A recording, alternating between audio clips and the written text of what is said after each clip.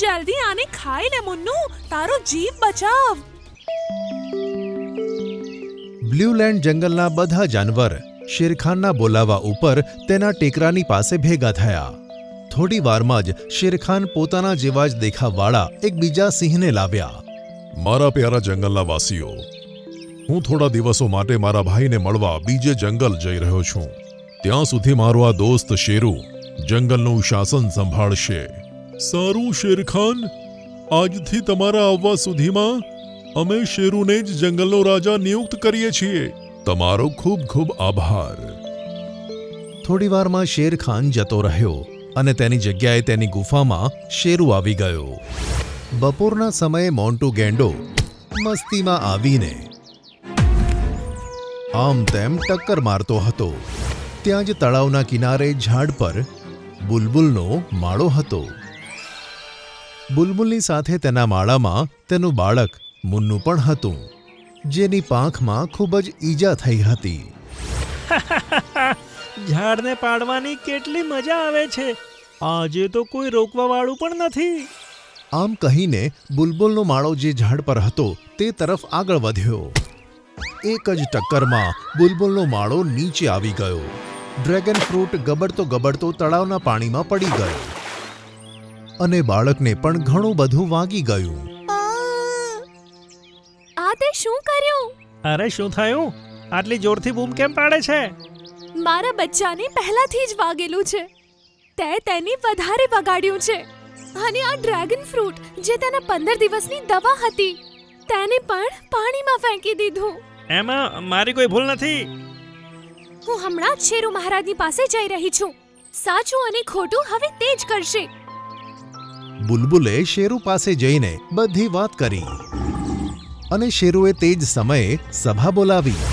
આ બધી વાત સાંભળ્યા પછી મારું મગજ એ જ કહે છે કે મોન્ટુ એક ગેંડો છે અને ગેંડો જ્યારે મસ્તી કરે છે ત્યારે આમ તેમ ટક્કર મારીને જ એન્જોય કરે છે. જો ટક્કર મારીને તારો માળો પડી ગયો તો એમાં મોન્ટુનો કોઈ વાંક નથી. પણ મારા બચ્ચાને સાજું કરવાની દવા, તે ડ્રેગન ફ્રૂટ જે પાણીમાં પડી ગયો છે, હવે તે કોણ લાવશે? તું તેની માં છે, તેને કેવી રીતે લાવવો તે તારે જોવાનું છે. આમ કહીને શેરુ પાછો પોતાની ગુફામાં જતો રહ્યો. તેનો આ નિર્ણય કોઈને પણ પસંદ ન આવ્યો. સાંજે પિંકી શિયાળ શેરુની ગુફામાં આવી અને વાત કરવા લાગી.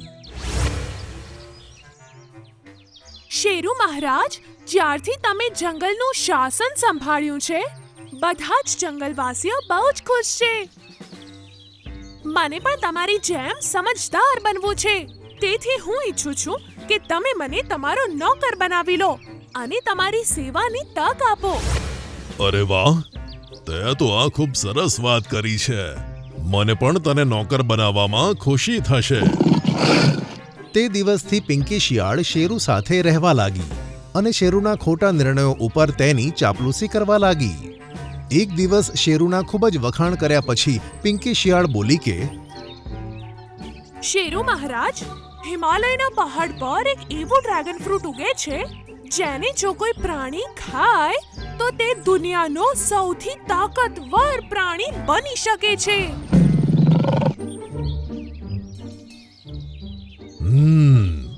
જો એવું જ છે તો તું જ એ ડ્રેગન ફ્રૂટને મારા માટે લઈ આવ. શેરુ મહારાજ, તે ફ્રૂટ ફક્ત હિમાલયના પહાડ પર ઉગે છે અને બહુ વજનદાર પણ છે. તેથી તેને કોઈ સમડી કે ગીધ જ લાવી શકે છે. અને હા, તમે હંમેશા માટે અમર અને તાકાતવર ત્યારે જ થશો જ્યારે તમે એકલા જ તે ફળને ખાઈ શકશો. જો થોડુંક પણ ફળ બીજા કોઈએ ખાઈ લીધું તો તેની તમારા ઉપર કોઈ જ અસર નહીં થાય. સારું, હું હમણાં જ ગોલ્ડી બાઝને તેને લેવા માટે મોકલું છું. શેરુએ તે જ વખતે ગોલ્ડી બાઝને ડ્રેગન ફ્રૂટ લેવા માટે મોકલ્યો. 2 દિવસની અંદર ગોલ્ડી બાઝ ડ્રેગન ફ્રૂટ લઈ આવ્યો. હવે હું તેને ખાઈશ અને દુનિયાનો સૌથી તાકાતવર અમર જાનવર બની જઈશ. શેરુ ડ્રેગન ફ્રૂટ ખાવાનો જ હતો ત્યાં જ શિયાળે તેની ઉપર તરાપ મારી અને ઝૂંટવીને ઝાડીમાં જતી રહી. ઊભી રહે. શેરુ તેની પાછળ ભાગ્યો પણ તે ઝાડીમાં જતી રહી. શેરુ પણ ઝાડીમાં ગયો પણ તે તેને શોધી ન શક્યો. ઝાડીનો ફાયદો ઉઠાવીને પિંકી શિયાળ ત્યાંથી જતી રહી. આ બાજુ બુલબુલ મુન્નુની પાસે બેઠી બેઠી રડી રહી હતી. મમ્મી તમે પ્લીઝ ના રડો. હું મારા આંસુને કેવી રીતે રોકું બેટા? પોતાના બચ્ચાને પોતાની નજર સામે મરતા જોવું કોઈ કયામતના દિવસથી ઓછું નથી બેટા. અને પિંકી શિયાળ ત્યાં આવી પહોંચી અને તેણે ડ્રેગન ફ્રૂટને તેની સામે મૂકી દીધું. જલ્દી આને ખાઈ લે મુન્નુ, તારો જીવ બચાવ. અને પછી બુલબુલે ટેકો આપીને મુન્નુને ઊભો કર્યો. સામેથી શેરુ ભાગતો ભાગતો આવતો હતો. ના, મારું ડ્રેગન ફ્રૂટ ખાવાનો પ્રયત્ન પણ ના કરતી. પિંકી શેરુ સાથે લડવા લાગી અને તેને રોકવાનો પ્રયત્ન કરવા લાગી. એટલામાં મુન્નુએ ડ્રેગન ફ્રૂટના 2-3 બચકા ભર્યા. થોડી જ વારમાં તે તો સ્વસ્થ થઈ ગયું અને તેનો દુખાવો જતો રહ્યો. હવે તેને સરસ લાગતું હતું. આ જોઈને શેરુને ખૂબ જ ગુસ્સો આવ્યો. તે મારી સાથે ખૂબ મોટો વિશ્વાસઘાત કર્યો છે. તને આની સજા મળીને જ રહેશે. તેણે ફરીથી જાનવરોની સભા બોલાવી. પિંકી શિયાળ ઘાયલ હાલતમાં હતી અને આજુબાજુ બધા જાનવરો આવી ગયા. શિયાળે તેની દોસ્ત બુલબુલની મદદ માટે મારી સાથે વિશ્વાસઘાત કર્યો છે. શેરુ મહારાજ, મેં આ બધું બુલબુલના બચ્ચા મુન્નુને બચાવવા માટે કર્યું હતું. ડ્રેગન ફ્રૂટ ફક્ત બીમારીમાં જ કામમાં આવે છે. તેને ખાવાથી કોઈ તાકાત નથી મળતી. મને બેવકૂફ બનાવતી હતી ને? હવે તને મરવાથી કોઈ નહીં બચાવી શકે. આમ કહીને શેરુએ શિયાળને દબોચી લીધી અને તેની છાતી ઉપર ઊભા રહીને પોતાનું મોઢું ફાડ્યું. શેરુ પિંકી શિયાળની ગરદન દબોચવાનો જ હતો. ત્યાં જ શેરખાન ત્યાં આવી ગયો અને એક જ ટક્કરમાં શેરુને તેણે દૂર ફેંકી દીધો. શેરખાન, આ તમે શું કરો છો? મને બુલબુલે બધી વાત કહી દીધી છે. તે સાબિત કરી દીધું છે કે તારામાં સાચો નિર્ણય લેવાની કોઈ ક્ષમતા નથી. મોન્ટુ ગેંડાએ ટક્કર મારીને ડ્રેગન ફ્રૂટને તળાવમાં નાખી દીધું હતું, તો તેને સજા આપીને ડ્રેગન ફ્રૂટને પાછું બુલબુલના બાળકને લાવીને આપી દેવાનું હતું. પણ તે આવું ના કર્યું. અને જ્યારે તે સાંભળ્યું કે ડ્રેગન ફ્રૂટ ખાવાથી અમર થઈ જવાય છે, તો બાજને તે લાવવા માટે તરત મોકલી આપ્યું. શું આ રીતે તું જંગલનું શાસન સંભાળીશ? પણ શેરખાન, અહીંયાથી જતો રહે, નહીં તો હું ભૂલી જઈશ કે તું મારો મિત્ર છે. આ સાંભળીને શેરુ તે જ વખતે ત્યાંથી ભાગી ગયો.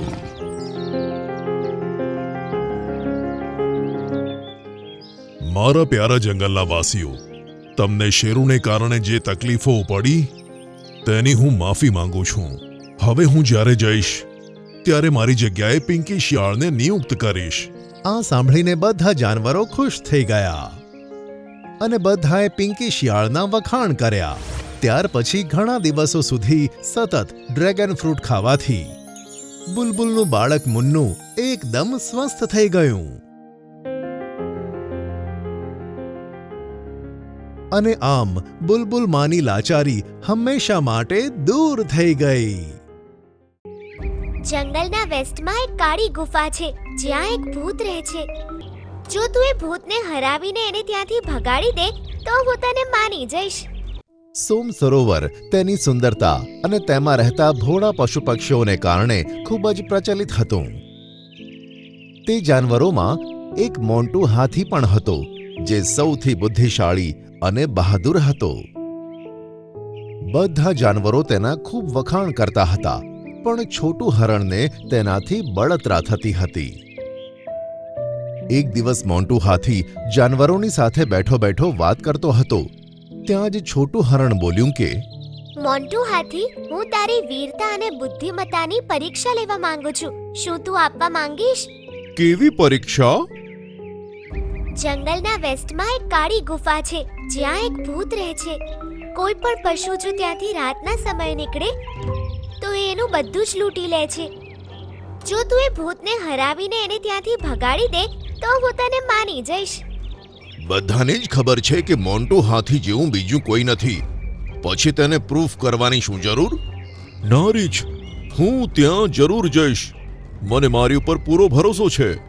મોન્ટુ હાથીએ કંઈક વિચાર્યું અને બતક પાસેથી એક ઈંડું મંગાવ્યું.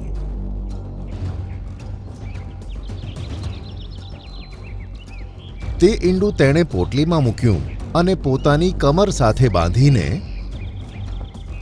કાળી ગુફા તરફ નીકળી પડ્યો. જ્યારે તે ગુફાની પાસે પહોંચ્યો ત્યારે તેને હસવાનો ડરામણો અવાજ સંભળાયો.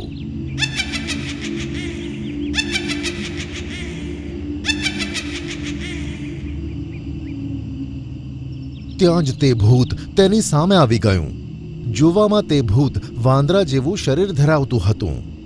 જો તેને બીજું કોઈ જાનવર જોઈ જાત તો તે તો બીકને મારે હાલત ખરાબ થઈ જાત. પણ મોન્ટુ હાથી તેને જોઈને જરા પણ ડર્યો નહીં. જે કંઈ પણ તારી પાસે છે અહીંયા મૂકીને ભાગી જા. તું છે કાળી ગુફાનો ભૂત, એક હાડ પિંજર. હું એક ભૂત છું. તને મારાથી બીક નથી લાગતી? મને બિલકુલ ડર લાગતો નથી, પણ ઉલટાનું એવું લાગે છે કે તું મારી સાથે લડવાને લાયક નથી. હું લડાઈ કરી શકું છું અને તને હરાવી પણ શકું છું.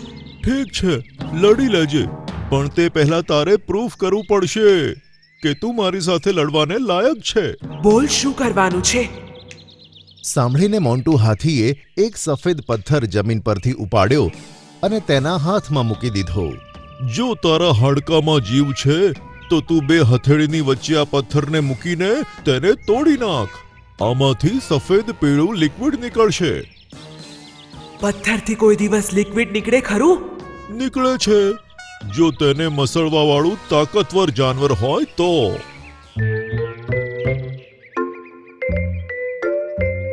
આ સાંભળીને ભૂતે પોતાની હથેળીઓની વચ્ચે તે પથ્થર મૂક્યો અને ખૂબ મસળ્યો, પણ તે પથ્થર ટસથી મસ ના થયો. લાવ, તારા ગજાની વાત નથી, કહીને તેણે ભૂતના હાથમાંથી પથ્થર લઈ લીધો. હવે તું તોડીને દેખાડ. મોન્ટુ હાથીએ તે પથ્થર ચાલાકીથી તેની નજરોથી બચાવીને એક તરફ ફેંકી દીધો અને પછી પોતાની પોટલીમાંથી તે ઈંડું નીકાળીને પોતાની હાથની વચ્ચે મૂક્યું. આ જો, હવે મારી તાકાત. પછી હાથીએ પોતાની હથેળીની વચ્ચે ઈંડાને દબાવ્યું. ત્યાં તો ચટક દઈને અવાજ આવ્યો અને ઈંડામાંથી પીળું પ્રવાહી નીચે જમીન ઉપર પડ્યું. આ જોઈને ભૂત તો એકદમ ચોંકી ગયું. જોઈને મારી તાકાત? કેવી રીતે મેં એક પથ્થરને મારી હથેળીઓની વચ્ચે મસળીને તેને ચૂર ચૂર કરી નાખ્યું. આ જોઈને ભૂત તો હેરાન થઈ ગયું અને તે વિચારતું હતું કે હાથીએ આ કર્યું તો કેવી રીતે. હવે આ સાબિત થઈ ગયું છે કે તું મારી સાથે લડવાને લાયક નથી, તો આ ગુફાને વહેલી તકે છોડી દે. મોન્ટુજી, અત્યારે મને આજની રાત માટે અહીંયા રોકાવા દો અને તમે પણ રોકાઈ જાઓ. સવાર થતાં જ હું તમારી સામે આ ગુફા છોડીને જતો રહીશ. મોન્ટુ હાથીએ તેની વાત માની લીધી અને ત્યાં રોકાવા માટે તૈયાર થઈ ગયો. રાત્રે સૂતી વખતે ભૂતે હાથીને એક ચાદર આપી અને કહ્યું કે મોન્ટુજી, તમે આ ચાદર ઓઢીને સૂઈ જજો. અહીંયા રાત્રે ઠંડી બહુ વધી જાય છે. સાંભળીને મોન્ટુ હાથીએ તેની પાસેથી ચાદર લઈ લીધી. પછી ભૂત પોતાની પથારીમાં ચાદર ઓઢીને સૂઈ ગયો. ત્યાં જ મોન્ટુ હાથીએ વિચાર્યું કે એને જાતે મને અહીં રોકાવાનું કીધું અને જબરજસ્તી મને ચાદર ઓઢવાનું પણ કહે છે. જરૂર દાળમાં કંઈક કાળું છે. આમ વિચારીને હાથીએ થોડાક પત્તા પોતાની પથારીમાં નાખ્યા.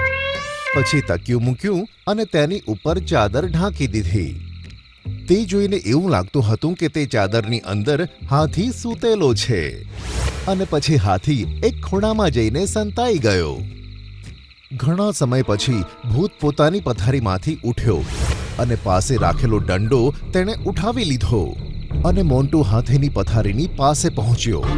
હવે તેને ચાદરમાં ઢાંકેલા તકિયાને મોન્ટુ હાથીનું માથું સમજ્યું અને પૂરી તાકાત લગાવીને તેણે દંડો માર્યો. મોન્ટુ હાથી આ બધું જોઈ રહ્યો હતો.